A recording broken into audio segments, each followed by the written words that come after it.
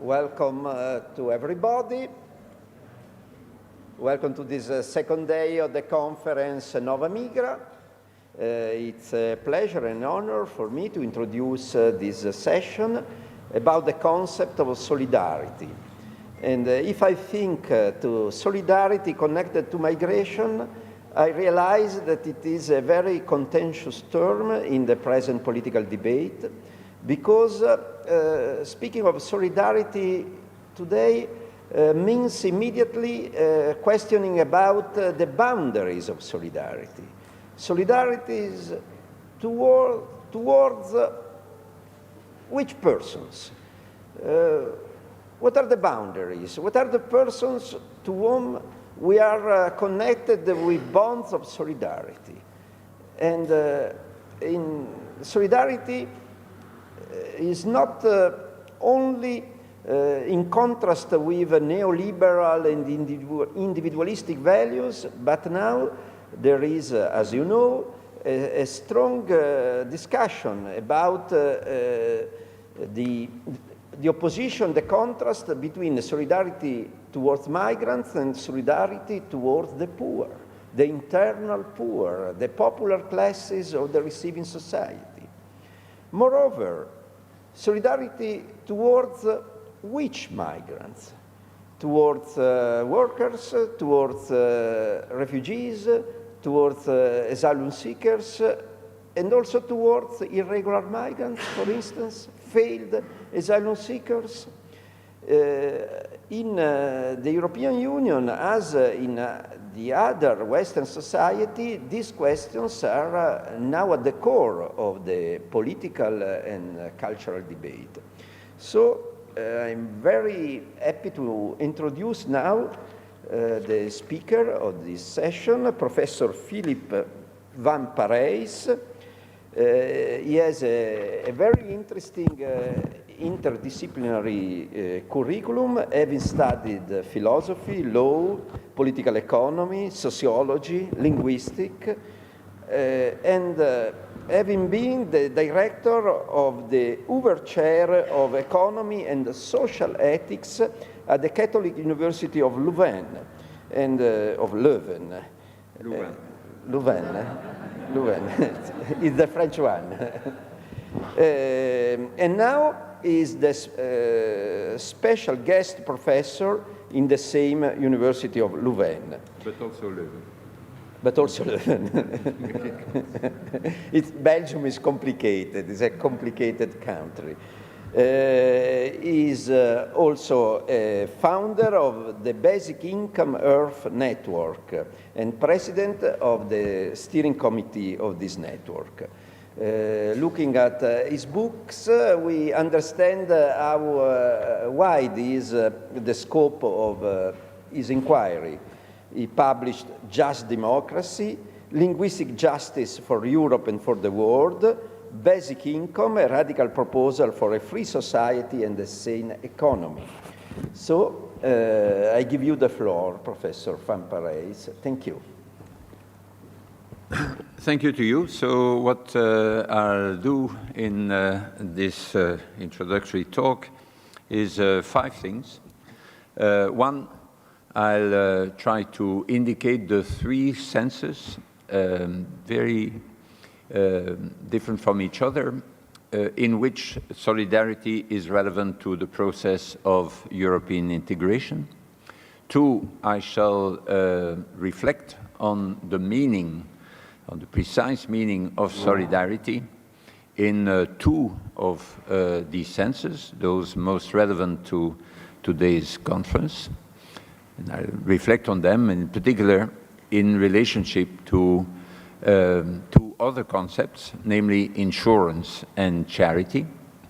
3, I shall ask the question, is solidarity good? 4, I shall ask the question, is solidarity, or the good forms of solidarity, in trouble today? The answer will be yes. And finally, I shall ask, what should we do about it? Okay, that's the program. So first, what are the 3 important senses in which solidarity is central to the process of European integration. Sense number one that appears in the very starting shot of the European integration, the Robert Schumann's appeal of the 9th of May 1950, which is commemorated every year with the sort of the Day of Europe, the Festival of Europe, sort of national European Day, 9th of May, where there is this famous sentence, no doubt written by Jean Monnet, about which Jean Monnet was very proud. He commented on it also in his memoirs, that says, l'Europe ne se fera pas d'un coup ni dans une construction d'ensemble, elle se fera par des réalisations concrètes, créant d'abord une solidarité de fait. So, found it so good that it was part of the sentence was repeated in the preamble, the following year, in the preamble of the Treaty of Paris that was creating the first European institution, namely the coal and steel community. And so the key sentence is Europe will not be made in one sort of big decision, but it will be made gradually through concrete achievements that create, first of all, a de facto solidarity. Solidarité de fait. In this first sense, what solidarity means is interdependence. In French, you can speak, for example, about des poutres solidaires, so beams that depend on each other, whose stability depend on each other. Solidarité in this sense is also a central concept in the whole of the Durkheimian tradition of French sociology. This solidarité de fait is, of course, also, as suggested by the quote, central in the so-called Monnet method of European integration, whereby you move one step forward, but this step forward creates new interdependencies, which themselves call for another step forward, etc. This was theorized in so-called neo-functionalist theory of European integration that often sounds a bit too deterministic. It's a bit like historical materialism, where you have feudalism that creates a dynamics that leads to capitalism, and capitalism creates a dynamics that leads to socialism, etc. There is, of course, something a bit too deterministic about these theories, but it's undeniable that there is some mechanism of this sort that is at work. And for example, if we create something like a common currency, well, we've discovered, sometimes at our expense, that it creates new interdependencies which require new forms of integration, unless you go back, one step back, but often at such a prohibitive cost that the only alternative really to get out of the crisis is another step forward. And the same could be said for the free circulation of people, the Schengen Agreement, etc. It creates new interdependencies which call for new instruments that can be considered as new steps in European integration. So that's sense number one, and so a sort of factual sense of solidarity as interdependence. But solidarity, of course, is also used, and that's more directly relevant for our conference, in a normative way, as a value or as a duty, sometimes even an obligation. Now, this duty can be sometimes purely informal, a matter of attitude, a matter of feelings, and sometimes it can be formal and take a legal form. In the first case, whether it applies to individuals, solidarity between individuals, or between collectives, between member states, for example, in the first case, you could speak about a warm solidarity. I think it's a contrast that's being made by Pierre Rosanvallon between the warm solidarity, where you have this spontaneous attitude of helping others when they are in trouble, and which is a sort of generous act, which you were not obliged to do, but there was some sort of moral duty to do it nonetheless, and that's accepted with gratitude by the people who benefit from it. But sometimes it's formalized as a legal obligation, and then, as is the case in our welfare states, in the various forms taken by so-called social security, and then you are legally obliged to pay into the system, and then you have also a legal right to benefit from that system that you could call the cold solidarity, and cold versus the warm solidarity that is spontaneous.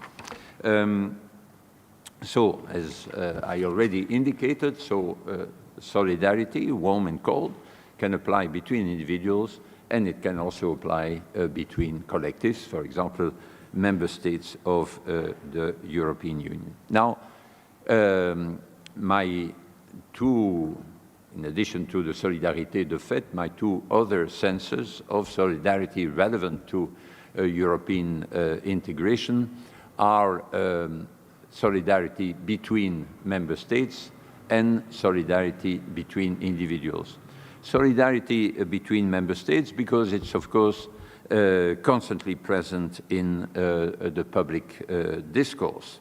This has particular strength, of course, when the call for solidarity with people in trouble refers to a trouble that is created by the interdependence, by the solidarité de fait I talked about before. For example, with the common currency, well, part of the trouble of some of the European economies in the euro crisis were, of course, related to the fact that they could no longer devalue their currency and therefore adjust in a way in which adjust to their crisis situation, to the pressure, in a way that was possible before the creation of the euro, but was no longer possible because of the interdependency created by the common currency. And therefore there was, and the call for solidarity between member states was particularly strong because part of the trouble was at least partly due to the process of European integration itself. Now, this in many cases, including, for example, now in the current context of the Brexit negotiation and the solidarity with Ireland about the backstop, can be regarded as warm solidarity. There is nothing in the legal framework that forces member states to show solidarity. But of course, solidarity has also gradually been enshrined in some legal obligations between member states. And there is an interesting collection of essays by Anne Weyenberg and other colleagues of Justine Lacroix coming out very soon with the presses of the University of Brussels under the title Les fondements politiques, juridiques et sociaux de la solidarité européenne, ces tensions et enjeux, which contains a number of essays that indicate how the European Court of Justice of the European Union gradually sort of spelled out some real obligations of solidarity for the member states as an interpretation of the notion of loyalty to each other and to the European institutions, started with a case in 1969 between the European Commission and France, and then there was another case a few years later involving Italy, and from then on this was repeated, and of course in some articles of the later treaties this also came out explicitly. So, second sense in which solidarity is relevant to the process of European integration is this solidarity between member states, much of it informal, not enshrined in any text of any legal force, but also to some extent and gradually enshrined in legal text. Thirdly and finally, and not least relevantly for this conference, it's solidarity between individuals. When you look what the various points, the various articles under the heading Solidarity, most of them are related to this solidarity between citizens. And why is it so central to European integration? Well, because Europeans, if Europeans are asked what constitutes the differentia specifica between their version of the Western discourse and the Western practice, the Western institutions, compared in particular to the United States, they say it's the European social model. And what is the European social model? It is called solidarity, that is institutionalized solidarity in the form of our welfare state broadly conceived. So that is fairly generous, fairly general, comprehensive pension system, unemployment benefits, minimum income system, education, public education, healthcare system, etc. The whole package. We often say in Europe, well, we are very proud of this European social model, so much better than the American model. So, this sense, it can be regarded as central to the values that are being asserted by the European institutions, and indeed, although it wasn't so obvious from the beginning, the very fact that there is a chapter on solidarity in the Charter is, of course, very symptomatic of that aspect. But at the same time, many voices can be heard today and have been heard for quite a while to say that the whole of the European project is a deadly weapon for this European social model, because that's the European Union as a neoliberal project, where what the European Union did mainly is lift gradually all these protective barriers that enabled the national welfare states to thrive, to develop, and even simply to survive. And so that's Fritz Schaff's so-called negative integration, so where tax competition, social competition sort of gradually dismantle what the Europeans were so proud again. And so we have more extreme voices like Wolfgang Streeck, who says, please, let's go back as soon as possible to the national states to protect our welfare states. This is also what animated the so-called Lexiteers, and the Brexiteers from the left, who said the European Union is preventing us, the Brits, from having a really socialist society. And so there's no way in which we'll ever be able to do that within the European Union. So that's the third sense in which solidarity is central for European integration, both as a central part of the discourse, but also as a central part, as what some people said is precisely threatened by the process of European integration, insofar as European integration is and remains essentially or mainly negative integration in Fritz Schaff's opposition between negative and positive integration. Okay, but then what is exactly solidarity as a duty, as a value?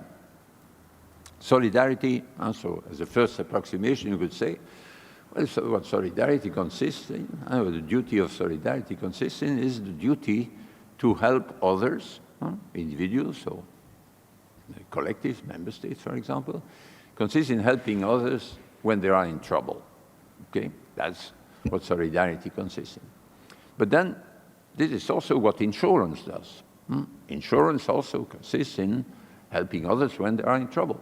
So we all pay for fire insurance, and then when the house of one of us burns down, well, all these money we've collected, we've been paying regularly, serves to help the people who are in trouble because the house. So if that's what solidarity is, there is no difference with insurance. So what is the difference with insurance?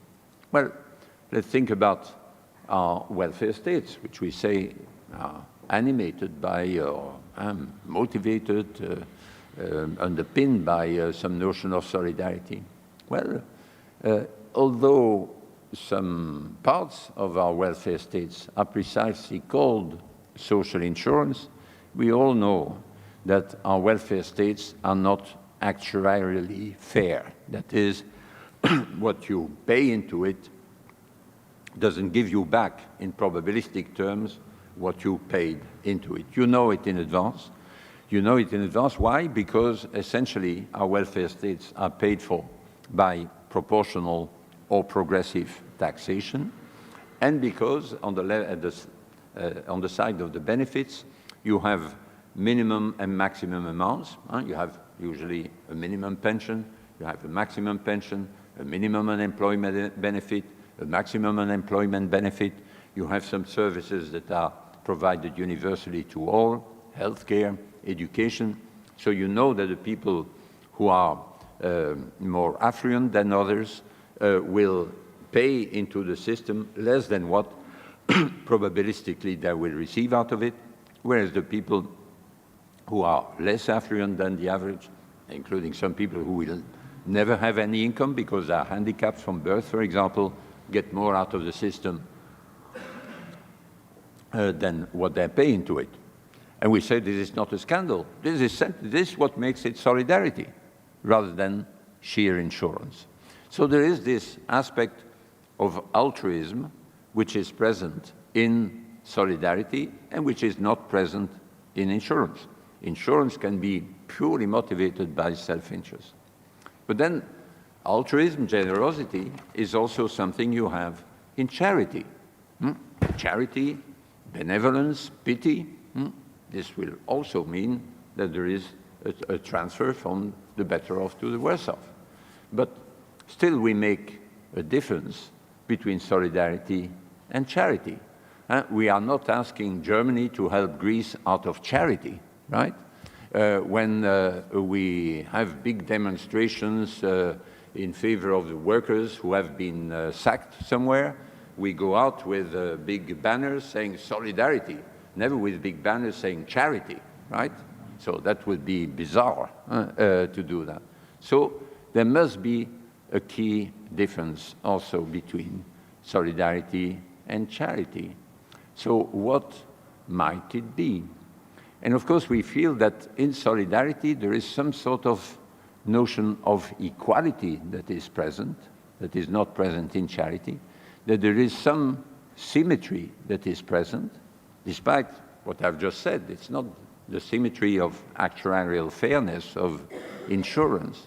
So what is it? What is it? And I think one way of putting it is that in the case of insurance, you have some sort of probabilistic reciprocity.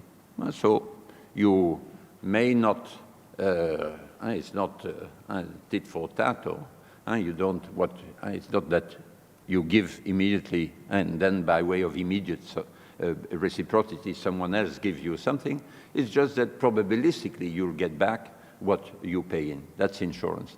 In the case of solidarity, it's not that you help others because you know you can be in trouble at some point in the future, but you give to others because in some sense you could have been in that person's position. You are not handicapped from birth, but you think, I could have been in that situation. It's some sort of counterfactual reciprocity that is present. And this counterfactual reciprocity, and this is crucial, relies on some notion of common identity. That there is, you are one of us. I'm helping you because you are one of us. And therefore I could have been you. And this element of common identity is absolutely unnecessary in the case of insurance. It is unnecessary in the case of charity or of pity, but it is central to the concept of solidarity. There's a common identity. Now, this which means that these others, because they are part of the same entity, and they also, in some sense, this entity is part of ourselves. And so there is a sense in which when we act out of solidarity, it's also acting out of concern for some entity of which we are a part. And now, this common identity can correspond to real communities, like a family, a clan, a village, a neighborhood, all the way to a nation. But it can also sometimes correspond to categories rather than communities. And for example, the pro-rector yesterday mentioned this initiative called Scholars at Risk. Well, Scholars at Risk is a sort of operation of solidarity among academics who belong to the same category, even if we don't really form a community. There are these people with whom we've had no contact, direct or indirect, but we belong, in a sense, to the same category, and therefore we feel a special duty of solidarity. In fact, there's one thing that puzzled me, and I don't know whether your intuitions are the same in this respect. In fact, I had to give a talk on solidarity in Göttingen, and as I was changing trains in Karlsruhe, I saw two elderly people with bicycles having some problem getting out of a train. And then someone jumped up to help these two elderly people, but it was not the youngest person around or the one closest to these people. It was a woman of about the same age with a bicycle next to her. And suddenly it clicked. I mean, if it had been the youngest person or the person closest there to, I would never have thought this is solidarity. But there was this other person, and so in a similar situation, that obviously they didn't know each other from before, from the way in which they interacted, but there was this feeling that you are one of us, right? And therefore, it's more on me than on anyone else to go and help. And therefore, the term solidarity would seem to me to apply to this case. I thought this person is acting out of solidarity. And again, not because of a pre-existing community, but because of a category with which we, or these people, identified in science. This notion of identification that is crucial. And of course, this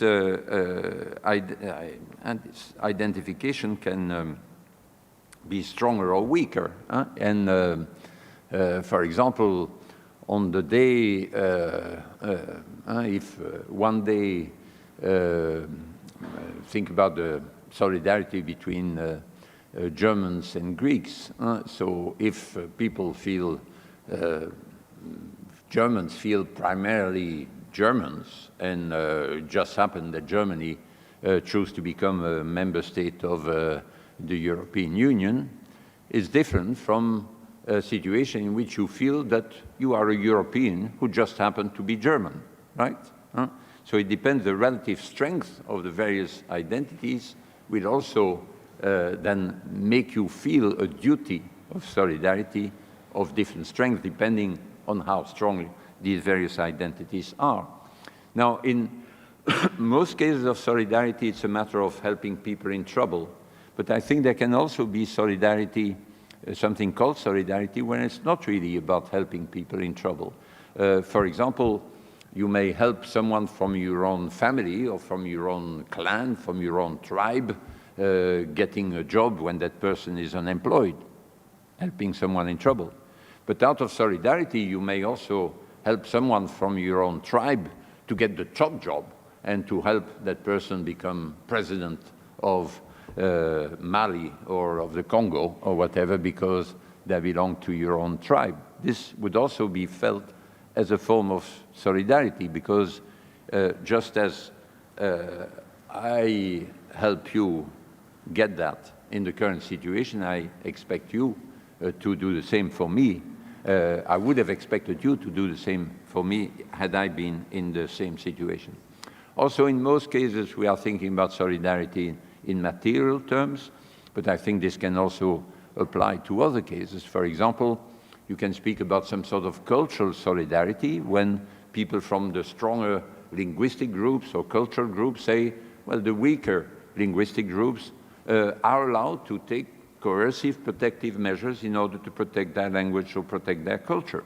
That would be accepting that on the part of a majority linguistic group, for example, in favor of the weaker group, could again be called solidarity. It's not a matter of charity to them, but it can be an act of solidarity on their part, but a matter of cultural solidarity. Okay? So that's enough by way of clarification of the concept. And so we can see that solidarity shares some features with insurance, it shares some features with charity, but what enables solidarity to be distinct from either of these is that it relies on this sort of common identity. We identify with others, and as a result of this identification, we can feel a specific duty of solidarity towards them. And can be stronger or weaker, can be then warm or cold, it can be material or cultural. It is mostly a duty to help people when they are in trouble, but not exclusively. Okay. I turn then to my point 3. Is solidarity a good thing? And of course, it's not always a good thing in the short term or forever for each individual. You may choose to die out of solidarity. So it can be out of solidarity that you choose to take very high risks in situation of war in order to help some other wounded soldier, or in order to try and prevent your city from being attacked. These can be acts of solidarity that lead to the death of the person who acts out of solidarity. But of course, on the whole, solidarity will be a good thing for the community in which this duty is valuable. And there is no doubt also an evolutionary process that has been at work and that has created these spontaneous feelings of solidarity towards people who resemble us to a significant extent. And there is, in fact, some form of spontaneous racial solidarity that operates, and that is arguably partly, and there's quite a bit of research and also some controversy about that, can be partly driven by a process of genetic selection, and then cultural evolution that favors this sort of selective tendency to help people who are sufficiently similar to yourself. So you could say, well, although it's not good for the individuals, on the whole, it will be good for the community. And indeed, in the case of institutionalized solidarity like our national welfare states, because it has a number of other efficiency advantages.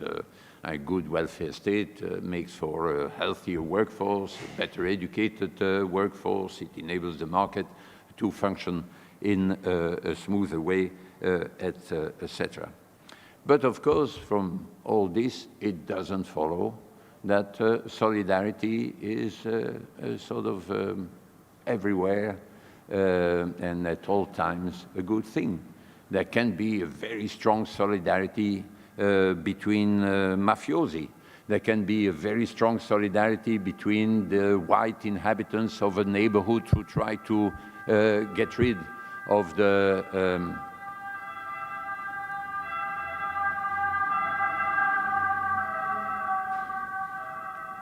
yes, you would you will have guessed the end of my sentence, who try to get rid of these colored invaders.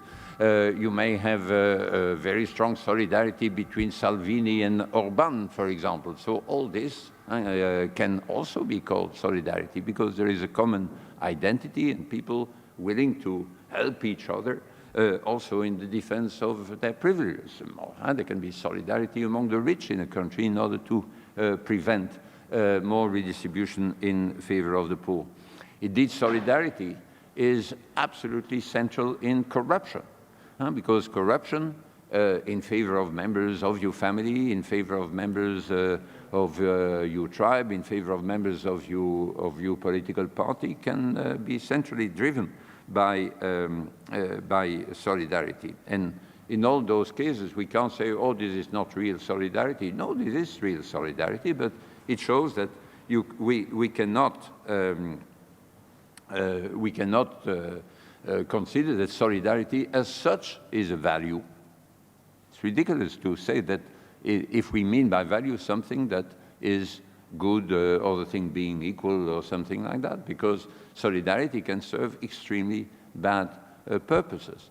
Indeed, sometimes the most praiseworthy acts can be acts that fight, that resist solidarity. When you are a judge and you have to assess who's right, and one member of your clan has done something very bad, well, it's precisely out of fairness, acting against the solidarity with your own clan, that is the admirable, sometimes movingly admirable act. And so let's not fantasize about solidarity. Solidarity can be a very bad thing and have very bad consequences. Nonetheless, of course, you might say, yes, but if solidarity is institutionalized, as it is in our welfare states, and very comprehensive, so not a sort of welfare state limited to the whites, as it was for a certain period in South Africa, but it's comprehensive. It covers everyone. Is then this national solidarity, and that arguably is exactly what is mainly covered by the various articles under the heading Solidarity in the Charter, and what is called by what we call the European social model.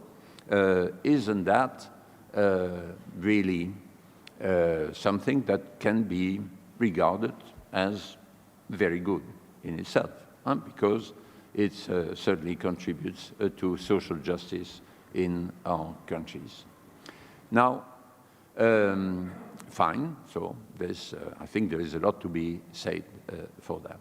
I turn then to my point 4, which is solidarity, and solidarity so defined, is it in trouble? And I believe it is in trouble for two reasons. One is that our societies, due to migration, are becoming increasingly diverse.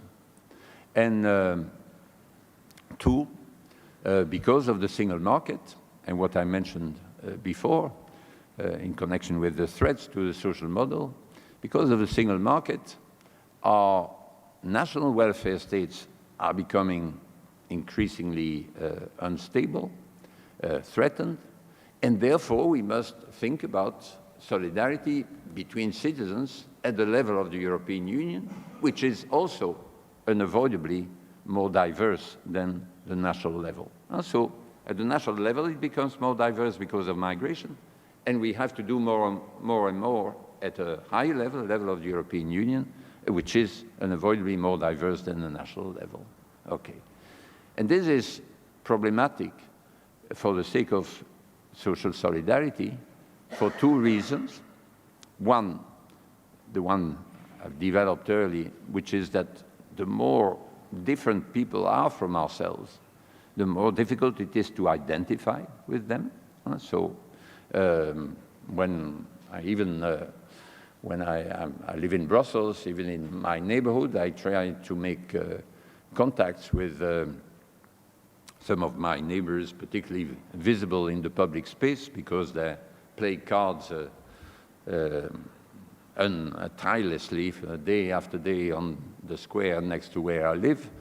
But I realized I can't really communicate with them. There are people who immigrated massively when the so-called European neighborhood in Brussels was completely going to shambles, and coming from Christian minorities in Turkey, Armenians and Arameans, and they never learned Dutch or French. So I couldn't really communicate with them.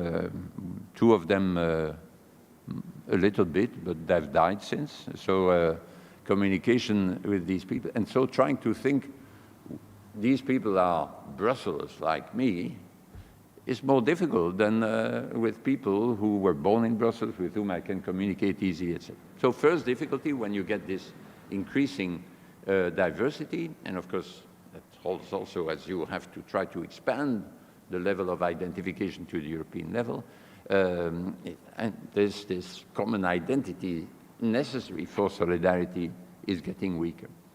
But there's a second dimension, which I haven't mentioned yet, which is that in the exercise of solidarity, helping others when they are in trouble, you need to define what trouble is.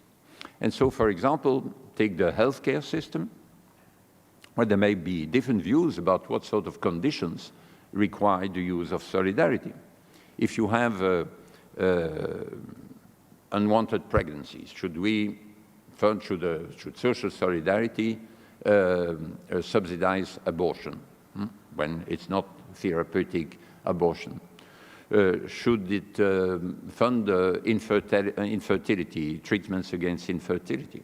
There may be very different views depending on the culture to which you belong.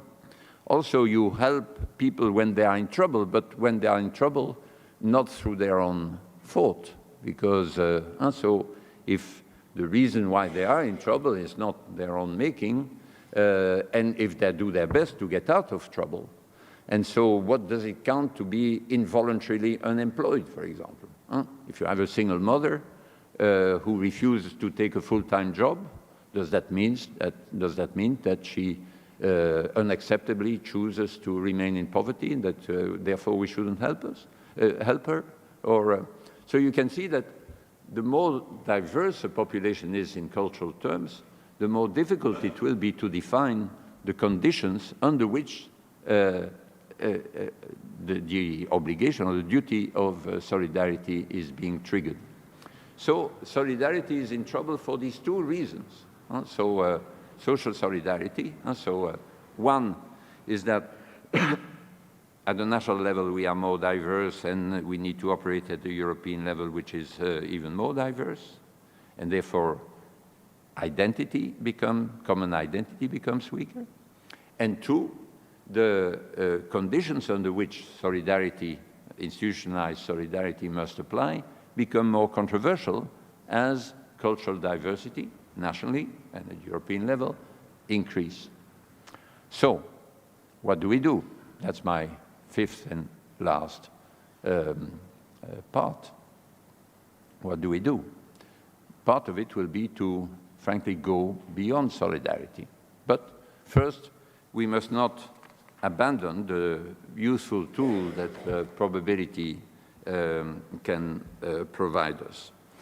And that means, so there is an interesting collection edited by Banting and Kimlicka called The Strains of Commitment, and the subtitle is The Political Sources of Solidarity in Diverse Societies. And Banting and Kimlicka have been arguing in part on the basis of the Canadian experience that what is essential to preserve solidarity and support for institutionalized solidarity, so to preserve both warm solidarity and institutional support for cold, and political support for cold solidarity, what you need is really a narrative that's strongly disseminated and promoted, a narrative of inclusive identity. That you say, well, what defines our identity is not the color of our skin, our origins, our religion, our native language, but there is something else. Being Canadian is nothing of all these things. It's not tied closely to all these things, but it's something else. Of course, what the something else is sometimes difficult to define, but that would be one strategy that says, and of course it starts at the neighborhood level and at the municipal level, to say, be attached to the place where you live, to Milano, to the neighborhood of Milan or whatever, and be attached to it. And of course, being attached to this local place will also make you attached to the broader region, and then to the broader nation, and to the continent as a whole. So that's one of the things you can and must do. And the second thing, and that's the one with which I finish, the second thing, and in a way the most important, consists in saying, you know, solidarity is not fundamental. What's fundamental is social justice, is fairness. And so what you must try to bank on, to count on, most of it, is this feeling of fairness, so that people would see that what counts and what is fair is distributing opportunities in as equal a way as possible. Equal opportunities then at the level at which decisions are being taken, again from the local level all the way to the European level and possibly beyond. Not saying, and so you have, and we have to redistribute, to provide good education, good healthcare to everyone, and so not because of out of solidarity with people with whom we identify, but because it is fair. Because it is fair and everyone is entitled to a fair share of opportunities. How can we promote that? There's only one way, which we must be able to count on something like on the magic of deliberation, on the working of a deliberative democracy, and create the conditions at whatever level decisions are taken, under which people discuss with each other, exchange arguments, listen to arguments, and that is what will lead us to a fairer situation. So I won't say more about that, but essentially what I'm saying is that solidarity, and we must see that solidarity is only a tool. Sometimes it works very badly because of its unavoidable selectivity, and the main tool must be to organize our democracy, including by creating linguistic conditions for it to work in a deliberative form, hence my constant plea for English as a lingua franca, which we are practicing here today, and that's the way forward. Let me just finish because Justine was concerned that given that her presentation will be rather depressive, she announced already that she was glad that I could provide you with something a bit more upbeat. So let me just then finish by quickly reading my final paragraph here in what I prepared for Elena to get her teeth into. So I ask, is this EU-wide deliberative conversation already happening? Modestly, some would say pathetically, but nonetheless, certainly. I'm thinking of this every time an helicopter circles over my house in Brussels' European Quarter, thereby indicating that all 28 heads of government are gathering a few hundred meters away without a single one missing, despite their busy domestic agendas, and not 4 times a year as initially planned, but sometimes closer to 10 times in a single year. Where is the time when they're only met in an unsystematic, haphazard way, perhaps in the margin of some funeral or commemoration? And every time they now meet, they have to argue with each other in order to reach decisions that each of them can sell to their own governments, parliaments, and public opinions. They have to explain and justify to each other the policies and decisions they took and intend to take that will impact other member states. They have to listen to criticisms, think about them, and sometimes take them into account. As the helicopter keeps circling above my head, sometimes deep into the night, I cannot help thinking that what is happening there, and even more in the European Parliament and in the pan-European civil society, while still very far from what it should be, is still so much better than what it used to be, and so much better than what it could have been. I even sometimes fancy thinking that it can and will get better because of the sort of intellectual exercise this conference is hosting. Thank you.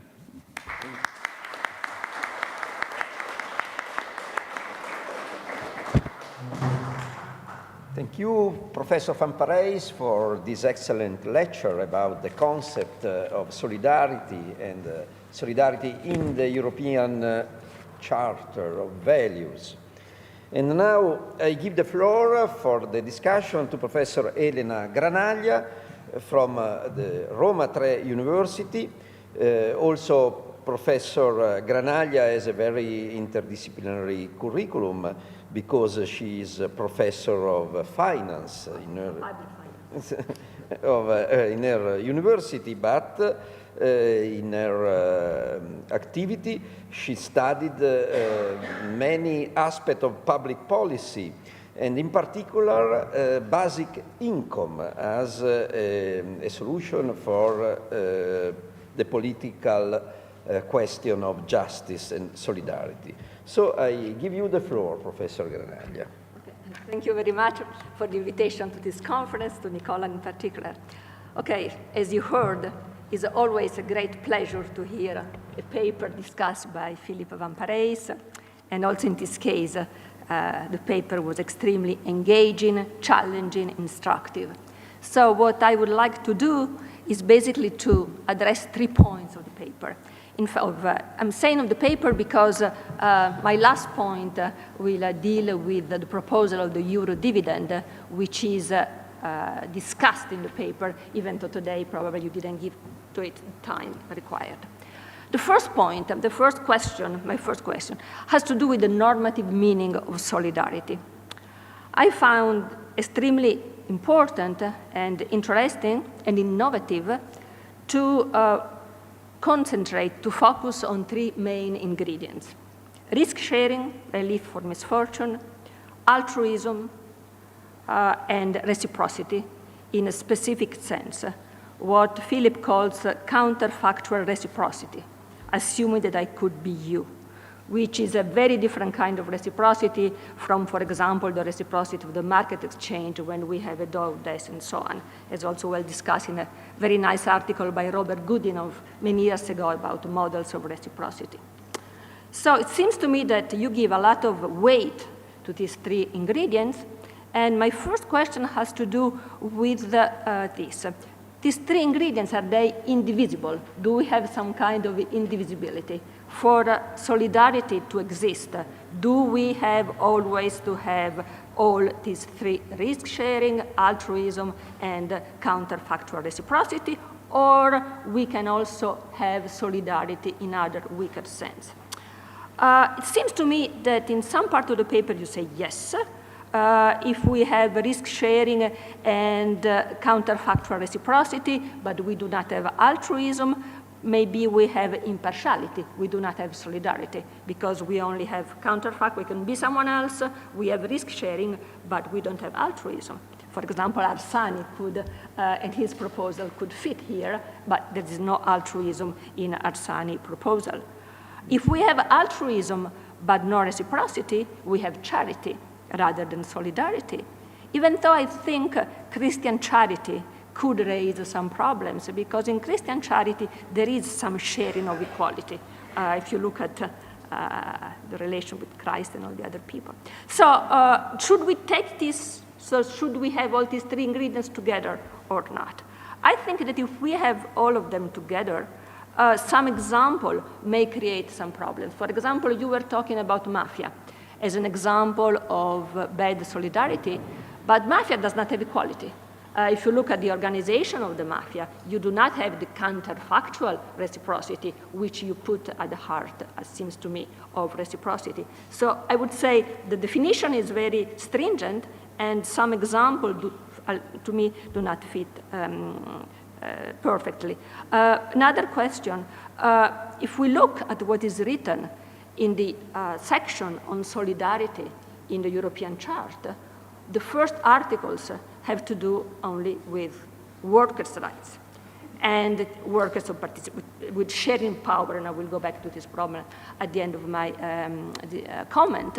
And so the first 3 articles of the European Charter, in reality, do not, even though they are under the heading of solidarity, would not deal with solidarity according to your term.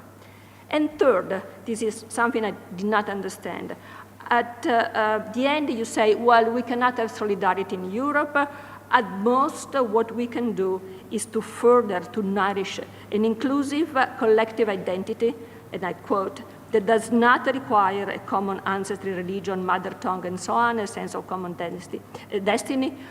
We may have a republic of co-citizens.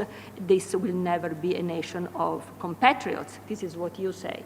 My question is, this kind of inclusive sense of belonging to Europe to the European people, could be a configuration of solidarity, or is something else? Is more like a public ethos which is weaker than solidarity. So I didn't understand if that is something different from solidarity, or this kind of collective identity that we can nurture in Europe could go under the heading of solidarity. For example, Rodotà, Stefano Rodotà, who was one of the writers of the chapter on solidarity, and also in his last book, before he died, unfortunately, in his book he was defending a notion of solidarity which was very, very close to this idea of the public ethos of citizenship, which did not have anything to do with cultural identity. So I would like to, if you could give some more indication about the borders of solidarity. This is my first question. The second one has to do with the conditions for solidarity. You emphasize cultural homogeneity, people, we need a people. And I think you made a very interesting and innovative point when you gave reason for this choice. Because you said at a certain point it's very important to identify with others, because otherwise it's very difficult to converge on a notion of risk, and also to converge on the notion of responsibility, because the risk has to be exogenous, we do not have to create it, and so we have to convene on a notion of what is not in our power to avoid, and what is, on the contrary, on our power to avoid. And I think this is a very important point. But still, don't you think also that the high socioeconomic inequalities that we have today in Europe, and not only in Europe, hamper solidarity? How can someone who is in the 1%, in the 0.1%, in the 0.01% identify, even at the national level, but also in the European level, with someone who is in the bottom 10%, for example? I was looking for other work on the psychological literature on the preferences by the kids of rich parents. And there is a lot of empirical evidence showing, for example, that they have very anti-social preference. They are much more disinterested to others. They like much more violence. They are so much indifferent to the destiny of other people than people who is born in other classes. So among the conditions for solidarity, I think, well, it's not me, Tocqueville, we were talking about Tocqueville yesterday night in Democracy in America. The social conditions are very important, the socioeconomic condition. And in your paper, I see all the emphasis put on the cultural condition, which is very important, and I think, especially in the meaning you emphasize of converging on the notion of risk and responsibility, I think is crucial. And I think this is a very innovative point in your paper. But I also think that some kind of equality in social condition is important. Otherwise, it's very difficult to think that I can be you if our distances between you and I are so different. My third and last point has to do with the proposal. In your paper, you defend the euro dividend. The euro dividend is basically a basic income given to all Europeans, financed by value-added taxation. Unfortunately, today you didn't talk about it because I think it's an important proposal. But when you say we have to go beyond solidarity and we have to address social justice, which I totally agree, what we should do is to embrace with passion, and we should engage in this proposal of the euro dividend. And again, I quote, you said at a certain point that what we need to, this is the last point, I'm almost finished, the euro dividend is, and I quote, is the equal sharing of a fraction of the benefits produced by past capital accumulation and technological and institutional innovation for which no one in the present generation of earners has merit. So we have to share this inheritance, you can say, this social inheritance that our ancestors have given us. And the euro dividend is exactly that. My question is, even if we agree, and I agree totally with you, with the idea that social justice should go first at the European level, so certainly, is the euro dividend a proposal that is sufficiently strong? My doubts are the following. Even leaving aside that what we have today in Europe has much to do with Americans and Russians have given to us during World War II, so it's not just ours, and also to all what the people we have exploited through ages in other parts of the world. Even so, even if we leave aside this fact, so we should, in a way, probably redistribute part of our of this heritage, not just among Europeans, not just, sorry, I was talking to him, not just, not just among Europeans, but among the world at large. Even leaving aside this problem, don't you think that this euro dividend, in a way, to be viable, presupposes already a European demos? Because if we have national allegiances, as we do have, and they are very strong, we could claim that some nationals have done much more than others in the past to give us this heritage. Furthermore, we have to leave some of this heritage to past generations, because a scheme of social justice should endure through time. And now, within Europe, there are people who work more and people like usually Italians and Greeks who work less. And furthermore, since this scheme has to be financed by value-added taxation, we know that there are countries which are much more prone to tolerate fiscal evasion than other countries. So I think that it's quite difficult to support such a proposal, which I like, obviously, at the European level. And by the way, who are the Europeans? Also, the migrants would get this euro dividend or not. If so, since I see all these difficulties, because since the diversity, I think it's very hard to extend the euro dividend to the migrants. If there are all these problems, and if we take seriously the objective of putting social justice first, why shouldn't we address the issue of the distribution of power in the European Union? And this concerns also the economic dimension, insofar as the economic freedoms entails a dimension of power. Usually, like if we follow the liberal rhetoric, the liberist rhetoric, we just look at economic freedom as having to do just with freedom, because it's one person and the object, and he or she can be free to do what he wants with the object. But economic freedoms have to do with relation with power, because they have to do with relation between individuals. And so, since in a way they define what is mine and what is yours. Can I take this? Can you take that? And so, and I'm done. If this is true, I think we, like economic regulation of the four freedoms, are quite lacking in Europe. And so why don't we start, if we are interested in social justice, why shouldn't we start with trying to identify and fight for fairer regulation, fairer regulation of the economic freedoms? And if we start, and this is my last comment, with fair rules, rules that we can justify to all the people living in Europe, and because they affect all the people living in Europe, we could also, through time, build more trust among the European citizens. And building more trust, maybe at the end, we will also build some more solidarity. Thank you very much.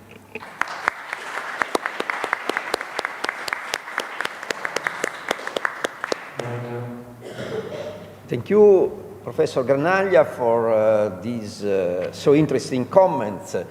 I have personally a lot of questions to both presenters, but now I give the floor to the public for the discussion.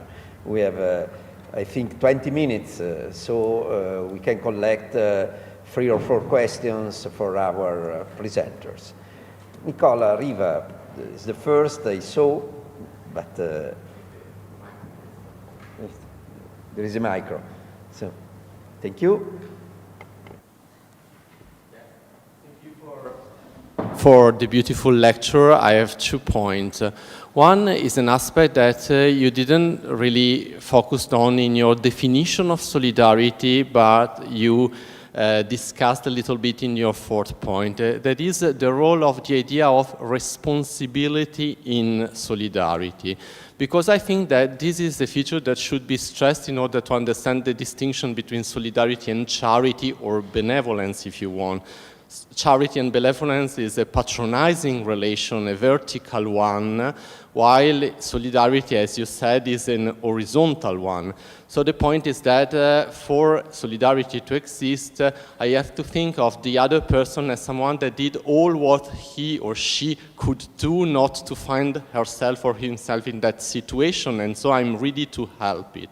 And I think that this is an important point in order to understand also the propensity to express solidarity between countries, for instance. I think that there is much more propensity, or there would be, to express solidarity between the Netherlands and Germany, or even Germany and France, rather than between Germany and Greece, because of cultural stereotypes saying that probably Greek didn't do all what they could not to find themselves in that. So I think this is an important point.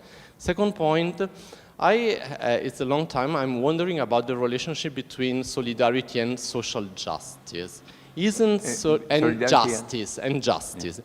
Couldn't solidarity be considered as a part of justice?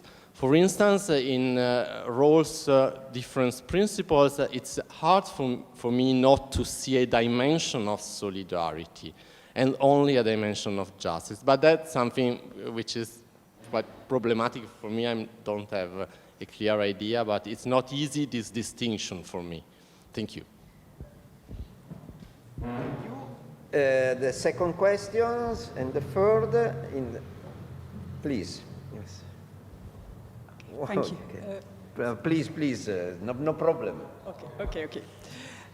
Simply to come back, thank you for this very stimulating talk, but simply to come back on your distinction between solidarity and insurance.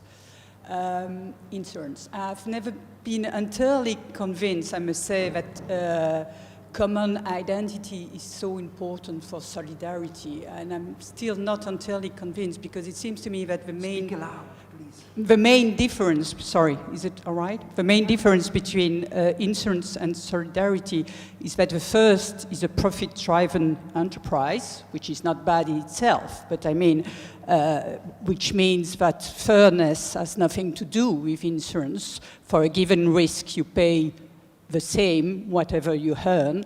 And the second is a public service, which relies on principles, abstract principles. And I don't really see why common identity explains. I'm ready to take an example. I'm ready to pay my taxes in Belgium because I'm happy to send my kids to schools or to take the bus, but I would do the same if I were living in Japan without any sense of common identity. And when you argue that it's much more difficult to converge on what risk should be covered on a given risk if diversity increase, but well, we all belong here to different national systems, there are different national solidarity systems, and I guess it would be quite easy for us to agree on what should be, what risk should be covered, much easier than with all our fellow citizens. So again, I know there have been a lot of works on this question, but still, if you could convince me that common identity is so important for solidarity. Please. Give your name, please. Yes, François Boucher. So I would like to ask you about the relationship between so this basic feeling of solidarity as common identity and institutionalized solidarity. Because I feel there are two stories that can be told here, and in several places in your talk, it seemed to me that you endorse the standard view of liberal nationalists in which a common identity is a necessary condition for the feasibility of a scheme of redistribution. So common identity is necessary for institutionalized solidarity. But from the point of view of policymakers who are progressive, have a progressive agenda, this is very difficult to implement. One of the solutions that you provided at the end of your talk is the idea that we need to promote an inclusive identity, but it's difficult for policymakers and governments to simply declare by fiat that, so this is our identity as European, Belgians, or Canadians. People won't just buy it because policymakers declare it. So there's another story that can be told about the relationship between common identity and institutionalized solidarity and social policy. And this story places the claims that the relationship goes in the other direction, namely that common identity is the outcome of a common scheme of redistribution. In this sense, social policy is a tool of nation building or identity building. And I wonder if the very last thing that you said just before the passage that you read about the importance of social justice goes into this direction. So namely the ideas, we first need to get social justice. We have institutions that engage in fair redistribution, and then people feel that they identify to the common polity because it's fair to them. And I wonder if you agree that the second view provides a much more clear set of guidelines for policymakers who want to promote an identity, because here you have a clear tool for the formation of new identities. And yeah. Right. Thank you. Please. So, Volker Heinz, just one question. The distinction between solidarity and charity. So I was wondering whether you agree that quite often this is actually a matter of it can be a matter of interpretation and controversy whether a certain action happens out of solidarity or charity. So I'm thinking of these private rescue missions in the Mediterranean, for example. So on the surface, this seems to be an obvious case of charitable action. It's very difficult to think of us that we one day have to cross the Mediterranean in the other direction. But these groups, they would claim they act out of solidarity, that actually those refugees resemble us, and that one day we might also be forced to leave our country. So I think it's not an observable distinction. It's actually up to the claims making of certain groups also. And I think the claims of these solidarity groups cannot be dismissed out of hand. So that would be my question. I could add that from a theological point of view, charity is reciprocity. You have to beloved the other as yourself. So it's a perfect example of reciprocity. It's the practical of charity, probably, that puts asymmetry in the game. Please.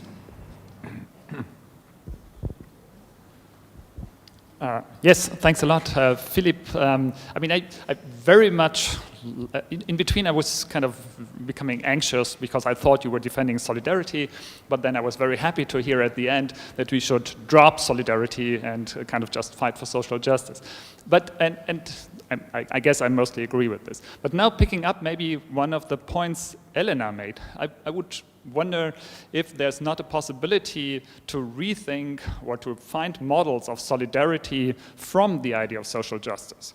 Because when you very briefly gave the example of unions and the solidarity in the workers' movement. And here I would say there might be an identity component or so, but I don't think that's the important thing. I mean, if in the unions solidarity is asked, this typically means we are fighting for a just cause. And you should also go on strike or not subvert the strike we are having because you think we are fighting for the right cause.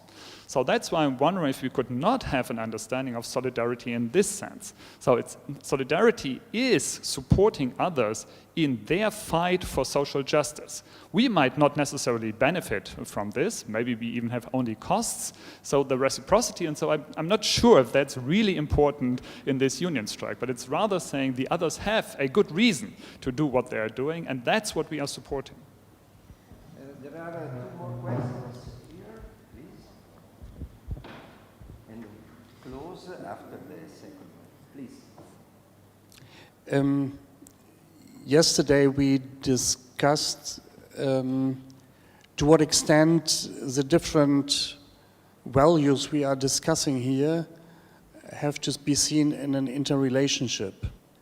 And I think solidarity is typically something where it is very difficult to discuss it in isolation, if you want. So the point Philippe mentioned at the end, solidarity can be a bad thing, so that you it's a basis of a mafia strategy. It is a basis of practices which are deeply exclusive and so on. All this has to do with just focusing on solidarity as one abstract value without seeing it embedded in an entire fabric of a normative institutional setting, yeah, so that you understand how solidarity would have to be related to other normative starting point, and only in that sense it makes sense. But having said that, I wonder to what extent solidarity articulates something which is indispensable for a normative order, namely this attitude of caring and relating to each other. So there could be a normative dimension which is not just substitutable by social justice. So that you would wonder, is there a kind of dimension which has to be present in order to get social justice from the ground, so to speak, and whether solidarity would be articulating something like it, but it only makes sense within a broader framework which cannot be just built on the idea of solidarity alone. And I wonder whether the concept of inclusive solidarity is overstretching what solidarity could meaningful be in a meaningful sense. There is the last question now. Yeah, thank you. Well, some of my questions have been already asked. So just one. I have some troubles with the concept of trouble. Concept of trouble that is included in the definition, in your first definition of solidarity. Trouble. Concept of contract. T-R-O-U-B. Trouble. Trouble. Okay, sorry. Okay. Trouble well, I started saying that I have some troubles with the concept of trouble, and therefore, so why I have a trouble? Because the idea it conveys is some kind of emergency intervention, extemporary or occasional, something you do with grease before it's falling, or while it's falling. Is it something that I do not believe is precisely what we really think in a polity about solidarity? Not so much a matter of when you are in trouble, but an ideology, more complex ontology of how societal intercourses should be managed, not because you are in trouble, but preventing your being in trouble and making a different society in which no one might find itself in trouble. So this brings me to why solidarity. That is a question that on which your very nice presentation was a bit elusive, huh? No? So why should we? I believe that the question is relevant precisely in connection with the definition, including trouble, in the solidarity matter. Because, after all, why we would cherish solidarity? For example, David Hume, we are in situations of relative scarcity, limited altruism, and therefore we need some kind of obligation toward the common interest in order to save the self-interest, this kind of narrative that goes to sympathy and therefore to identification, that is one of the pillars of your definition of solidarity. But this is referred to the safeguard of the self-interest. Give me 30 seconds. So this is one why. Another why can be completely different. So I remember about 20 years ago, Owen Fisher at Yale was discussing about why should we, or if should we, provide education for children of illegal migrants. So the answers of everyone else was, well, because of their human rights or social rights and so forth. They said, no, because we want a community of equals. We don't want to create a society with a layer, a class of pariahs. So this is a different compared to human justification in terms of the why of solidarity. But both justifications are different from helping people that are in trouble. It's an ontology in the conception of society as a whole. So that's the question. Thanks. Thank you. Before leaving the floor to Professor Van Parijs, I would add a point to this discussion about social justice and solidarity. What about irregular immigrants? From the point of view of social justice, you can exclude them.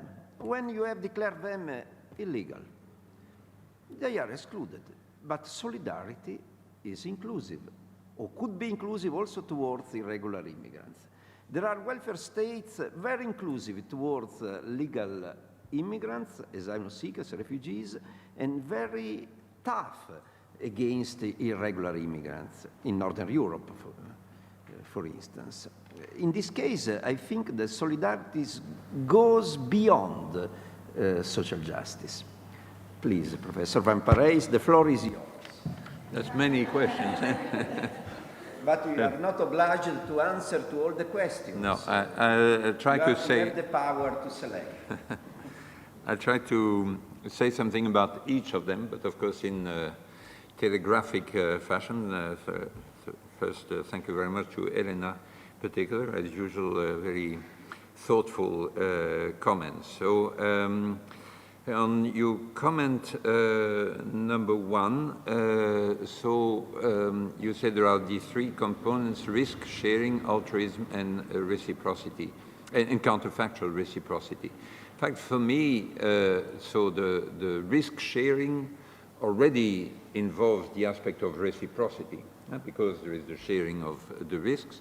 And it is the counterfactual aspect that implies the altruism in the sense that I use it. Of course, once solidarity is institutionalized, it no longer requires an altruistic motivation, because you pay your taxes or your social security contributions, because otherwise you'll go to jail, or you might do it out of solidarity, but anyway, there are other reasons because it's institutionalized. But really, I mean, the compact formula would be counterfactual reciprocity, and where then the risk sharing is involved. Of course, risk sharing, I said, in most cases it refers to some sort of notion of troubles, that is a situation in people find themselves that is undesirable, in which they have found themselves for reasons that are not their choice. And so that's the idea of the risk. But of course, I said, well, at the limit, you can also help people out of solidarity to get into the top job. And that's not really risk sharing. It's a sort of, it's still counterfactual reciprocity, but that doesn't cover something that's usually called risk, because there is a risk of being unemployed, but there is not really a risk of not becoming Prime Minister of Italy, right? So maybe such a thankless job that the risk is becoming Prime Minister of Italy. Anyway, so that's about the definition. Then in connection then with what you said about Rodotà and this sort of alternative to solidarity at the European level that may not require this sort of common culture and so on. So let me sort of illustrate, sorry, yeah, let me illustrate, that's better, huh? Illustrate this in a way that's also relevant, I think, to part of Justine's question. Take the attempt to introduce EU-wide unemployment benefit system. So as a part, and there have been various proposals of that sort. Okay, so it can be regarded as a form of EU-wide solidarity. In some versions, it reduces to insurance, really, but in some versions, it's real solidarity. It goes beyond the sheer insurance principle. But you need some common definition of involuntary unemployment. And that is not easy. Even within our little divided country in Belgium, there seem to be different definitions, operational definitions on the ground of what counts of being involuntarily unemployed. That is not unwilling to accept a suitable job, but what is a suitable job? And this is a very contentious issue, and an issue that receives different answers in different countries, depending on some sort of cultural traditions, cultural views about what is an acceptable job, an acceptable distance from work, an acceptable sort of abandonment of one's children, etc. And so that's what I meant about the exercise of the sustainability of institutionalized solidarity depending on a certain degree of cultural homogeneity. And there are differences, so although there are, of course, many commonalities about what it means to be sick, what it means to be unable to work. There are many commonalities, but of course, the more diverse the cultures are, the more contentious issues there will be of this sort. That was the point I wanted to make. On identification with others and the difficulty, your second point, the difficulty that arises in highly unequal societies, I fully agree with you on all this. I believe that it's very important to try to preserve as much as we can common public schools, so that the rich and the poor go to the same schools, common public hospitals, so that we go and wait in the waiting rooms with veiled women and people who were taken to the hospital by their chauffeurs, So that we wait, and we wait for the same length of time in the waiting rooms. I find that very important. That we developed also public spaces in our cities that are not reserved and for people living in a particular neighborhood, that there are places where people can meet, can see each other, occasionally chat to each other and organize things together. And so this feeling and this common identity must be sort of engineered to some extent, where it doesn't happen spontaneously. And in highly diverse societies or in highly unequal societies, even if they are culturally homogeneous, of course it is more difficult, and we need to take measures to do that. On euro dividend, and I skipped it because in a way it's, I mean, the details of it are irrelevant. I mentioned it mainly to really make people aware that of the fact that at the European level, there are things that may be apparently more radical, but in fact more politically sustainable than things we are more familiar with. I mentioned the difficulty with unemployment benefit. I think having an EU-wide unemployment benefit is really problematic for that reason, because as soon as you put that into place, then there will be all sorts of cases saying, but look, in Sicily, these people received sort of contribution from the European fund, but these people are really voluntarily unemployed. They are not involuntarily unemployed, because our definition of involuntary unemployment, look at this case in Schleswig-Holstein, is completely different and far more restrictive. So you will face this difficulty. What I'm saying, there is a different view that says, look, we are all saying European integration brings all these good benefits to everyone. And some people only see the threats to the factory where they are working, the invasion by Bulgarians who come and live in their neighborhoods. And I'm saying, let's give people a tangible expression to this idea that we all benefit from the single market. And one way of doing so consists in saying, well, everyone receives a euro dividend. That is, benefits of European integration, of course, will go far more to the movers and the people who can get all sorts of jobs because of their mobility, etc., including people in this room, but far less to the people who are stuck in their remote little village. Let's make it tangible to them.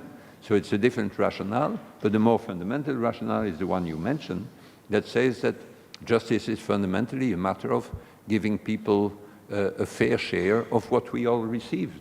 And most of what we received is incorporated in our wages. The fact that our wages, the wage I had throughout my life, is so much higher than someone doing the same job 100 years ago or in a poorer country has nothing to do with with the amount of efforts I made. It's something, a big gift, and and what the basic income does more generally, not only a euro dividend, is distribute that in a fair way. And this is not a matter of solidarity.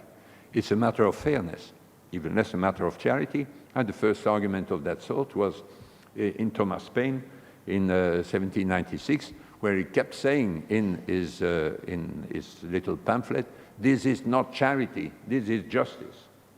And because the earth is given to all of us jointly. Then, Nicola, yes, there is this relationship with responsibility, and related to responsibility, especially across countries. So and it's often said also in European context, but not only, no solidarity without responsibility. And then responsibility is essentially, please the Greeks or the Italians, pull yourself together and don't do this and that, and etc. And that's related to something that's very important for sustainable solidarity, which is trust. And that is, you must trust the beneficiaries of solidarity, that they do whatever they can to get out of trouble or to avoid, to prevent themselves from falling into trouble. And that's a very important point. Relationship with justice, because some people say that Rawls's difference principle is a sort of expression of solidarity, or Rawls himself says there is a connection with fraternity. And of course, liberty, equality, fraternity, and some people say, well, solidarity is then the more modern term for fraternity. Fraternity is also a bit gender non-neutral, and whereas solidarity has the advantage of being more neutral. And of course, you could try to say, well, the difference principle that says you can only have more than the others if the fact that you have more than others contribute to making more available to these others. And that's one simple way of formulating it. And inequalities are justified to the extent that they benefit also the so-called victims of the inequalities.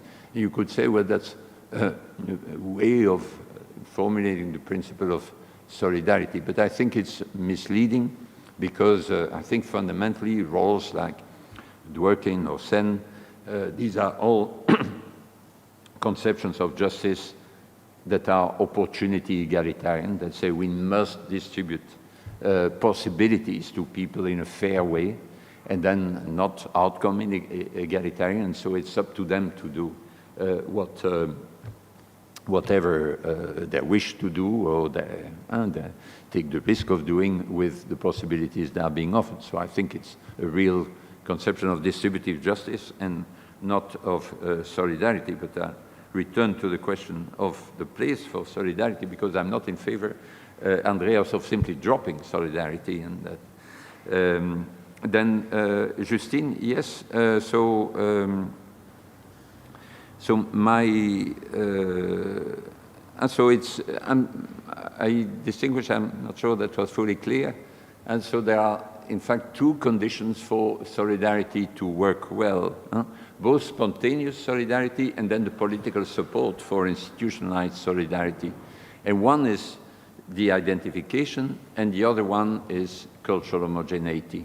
And so that your question, I think, was more about the cultural homogeneity, and I agree with you that there is a lot of agreement across cultures about when you see people who are have such high fever that they can't move. I mean, everyone will say, well, solidarity should come in and help that person.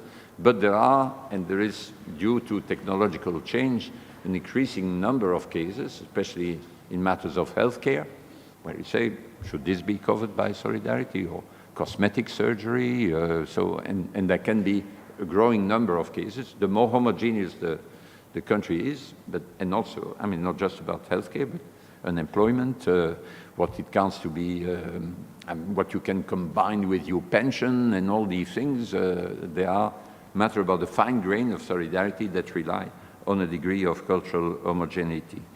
François, yes, I agree with the idea that causality can go in both directions, and it's important that it should be. I mean, it creates really a virtual circle, so that if you have fair institutions and institutions that are regarded as fair by the people, this can contribute to this inclusive identity, so that wherever you come from, then you have these institutions to which you contribute to the extent, I mean, proportion to your means, but from which you benefit or benefit potentially, and that helps you say, well, I'm proud to be Canadian, and part of being a Canadian is being part of that system. But then the extent to which prior, and what my argument is that this strong prior identification, not saying that it's strictly necessary to create these institutionalized solidarity. You could say, well, in the first pioneering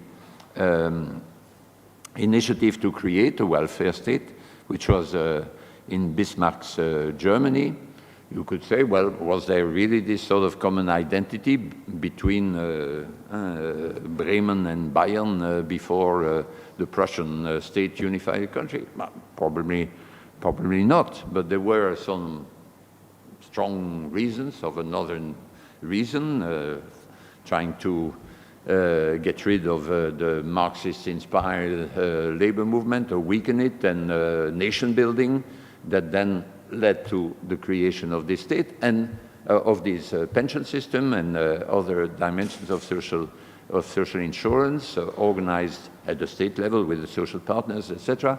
And that helped create the common German identity. So I think it's a very important point, and one I welcome. And so it's good for my story. And Then solidarity and charity, of course, I agree that this can be, the narrative can be made different. You could use the different terms. Also, these terms don't have exactly the same connotations in various languages, and so it's not necessarily the same. But it is a fact, and that, I mean, you and I, we are not surprised that the people on the boats there say it's out of solidarity, not out of charity, just as we are not surprised when there are demonstrations in our street that they say solidarietà and then don't say carità. And so, there was your additional comment on that. Yes, I think, and there is an interpretation of caritas that could fit easily into that framework.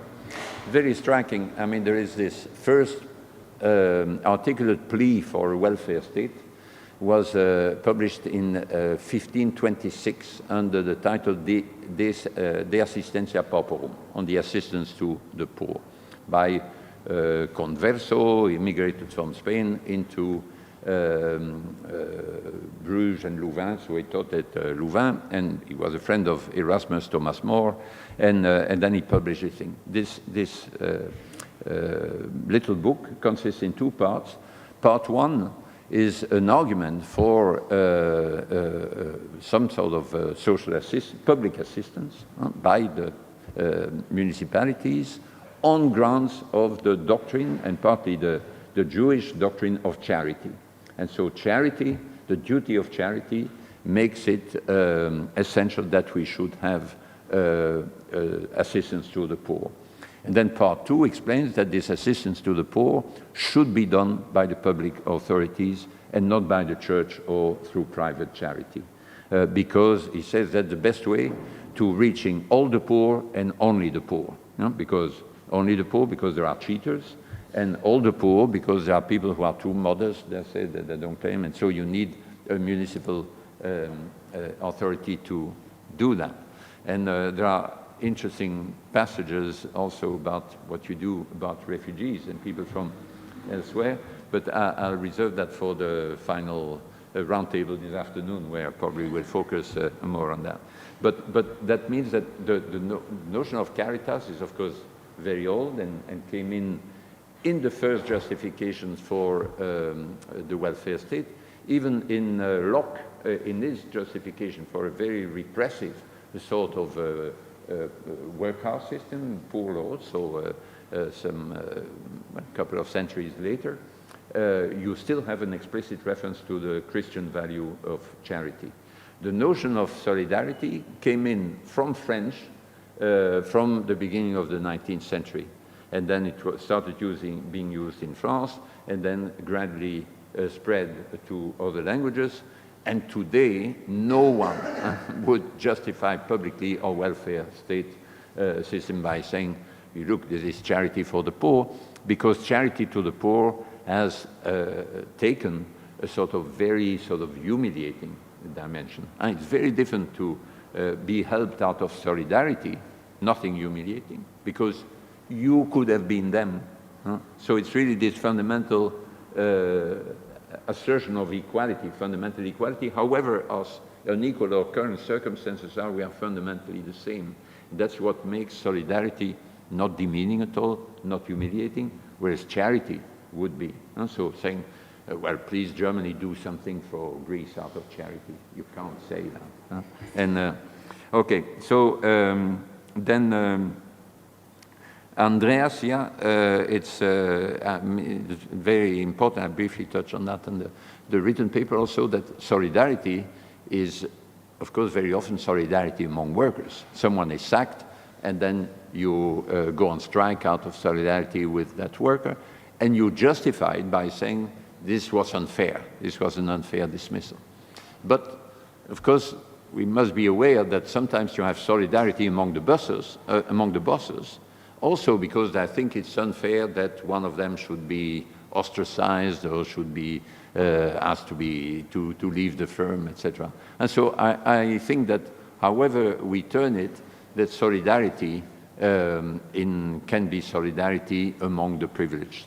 And then often with a self-serving notion of justice, and to say, come on, I can't, and there can be a solidarity among the big landowners when there is an attempt by the state to expropriate them on the grounds that, come on, it's unjust that we should be expropriated. My great-grandfather worked in order to have this, all this land, so it's really mine. Then, yes, 2 minutes, that's fine for the last 3 questions, including yours. So I may not get to yours, then you cut me off. Then, cut off my question. Okay, then, yes, important markers. And so I really believe that our institutions should be guided by social justice, a sort of coherent, plausible conception of social justice. And then solidarity, including the solidarity that supports these institutions that are essentially our welfare states that correct for misfortune or try to prevent misfortune and then compensate for misfortune for when this happens. This is very important as a part of these institutions required by social justice. But this will never be a substitute for all forms of solidarity because our former institutions are not powerful or sort of resourceful enough to go and do what you need to do because the old lady in your street has not been seen for 1 day and someone needs to go and see what happened to her and so on. So you need solidarity all over in order to supplement whatever just institutions can do. And so,